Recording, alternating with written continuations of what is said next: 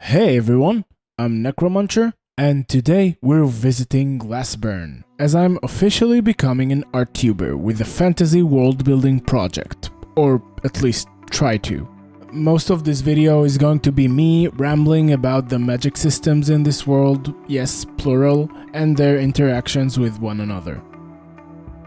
I'm very new at this type of content and I have lots to say, but I don't know what would be interesting to you, so I'll just try, I guess. If we die, we die. Without further ado, some background.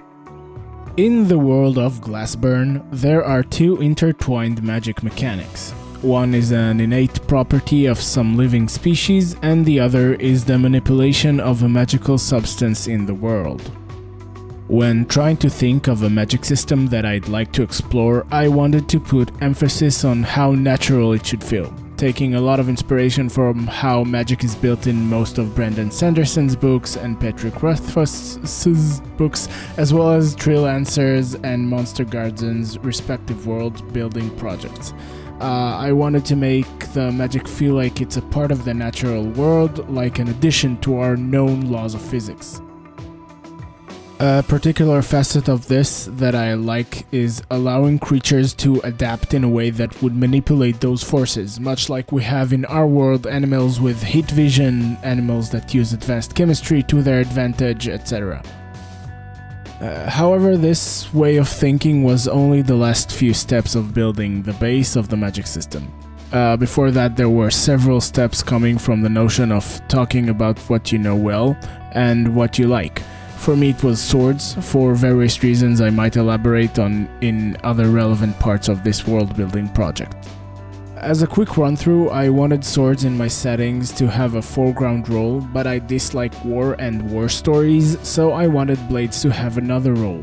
Then I thought about using swords to cut through the fabric of the universe in order to access magic, but it quickly took a turn in a much more multi-layered universe that I wasn't ready to tackle, so I thought about what can be harvested in a similar way.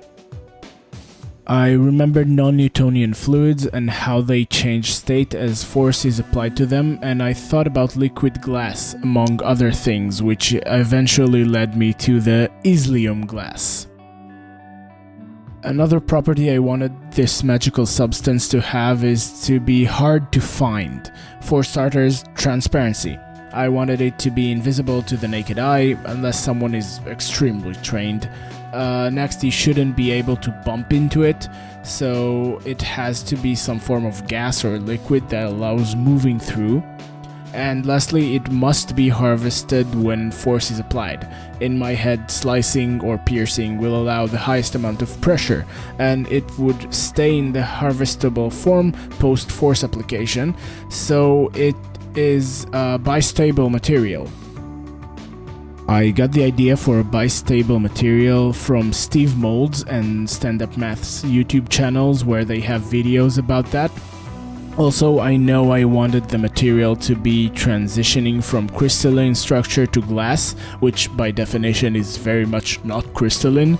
I got the idea from NileRed's YouTube video about making atomic trampoline, as seen in the Steve Mould video on the subject, where he explains the trampoline is a metallic glass, meaning a crystalline structure turned into a non-crystalline through application of rapid cooling. Very cool. Quick side note, I will not apologize for the nerd out in this video. I should have warned you, but I will do it now. So yeah, lots of nerdy topics here besides the geeky topics usually found in fantasy world building things. So yeah. For the second magic system, I wanted people and some creatures to be able to control heat and thermal transference. First, because I thought using the Izlium would require application of heat, and second, because it completes the set of universal laws we know. Mass, meaning gravitation, space density, attraction forces, etc., and energy, which is in its simplest form heat or kinetic energy on an atomic level. I think about allowing master thermals to manipulate potential energy as well as kinetic energy, but this is too marginal to think about now, so that's enough background for now. On to the magic systems themselves. I'll start with Thermokinesis because it's the shorter and simpler system of the two.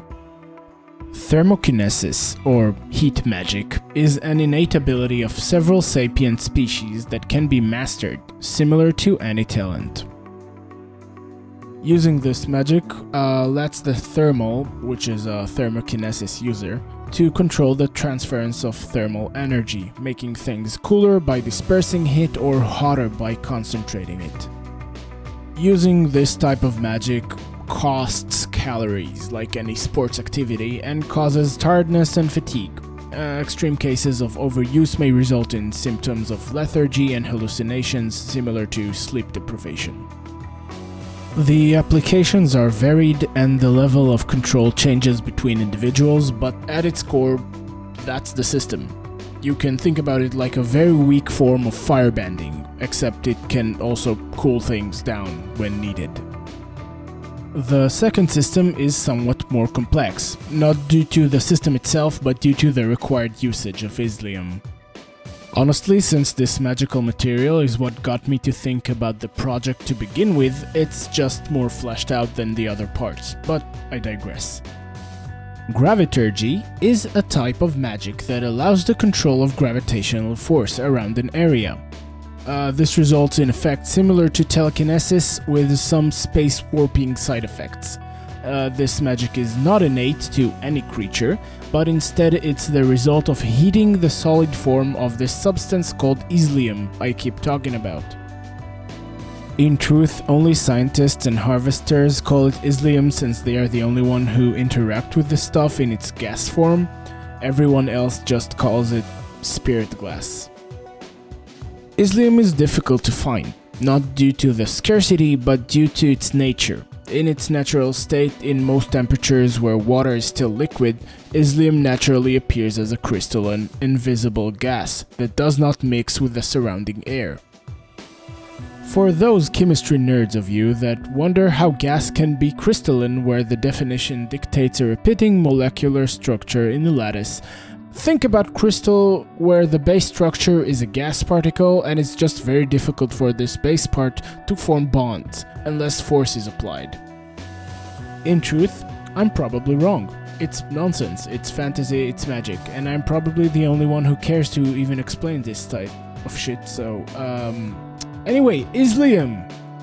While a bit denser than air and technically unbreathable, walking through an Izlium crystal tree is unnoticeable due to the gaps in its structure that allow air to flow. The only two ways that can reliably detect Izlium using this world's level of technology is tracking for signs of gravitational anomalies caused by sun-heated Izlium solids or looking for distortions of light caused due to the differences in density than air. Another feature of Izlium is that it behaves like the gas equivalent of a non-Newtonian liquid. As soon as enough impulse force is applied to the gas, the normally crystalline structure turns into its other stable state, which is a fragile solid, teal-tinted, transparent Izlium glass. During strong enough winds, Izlium trees will flake, causing an effect known as sparkle storm, where small particles will turn into glass dust and become visible. Such flaked particles, once heated, might naturally cause the gravitational anomalies that signal the presence of an Izlium tree nearby. Now that we know how spirit glass is gathered and how thermokinesis and graviturgy work, let's talk about the ones who actually use it. For reasons I will discuss in the future, I plan these magic systems to have a very short range in comparison to those of Dungeons & Dragons and other fireball type systems. I imagine the thermal to be able to heat and cool things up to 1.5 meters from themselves, or a bit longer if they're very strong. Similarly, a burning piece of Izlium should influence things in a relatively small area in relation to the mass and volume.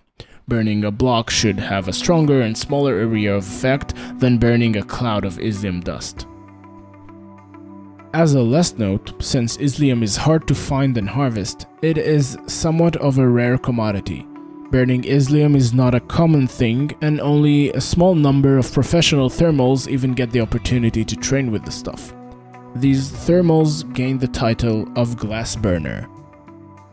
That's it for Magic Systems. I hope you liked it. I certainly did. I didn't try to come up with something unique or special that no one ever came up with. I think that's a fool's errand. Instead, I went out to find something that I thought would be cool to expand on. This is far from the first idea I came up with. In truth, I have many half-dead fantasy projects from over the years. The premise of the most recent one is very much similar to what TreeLancer is working on, except his is way better.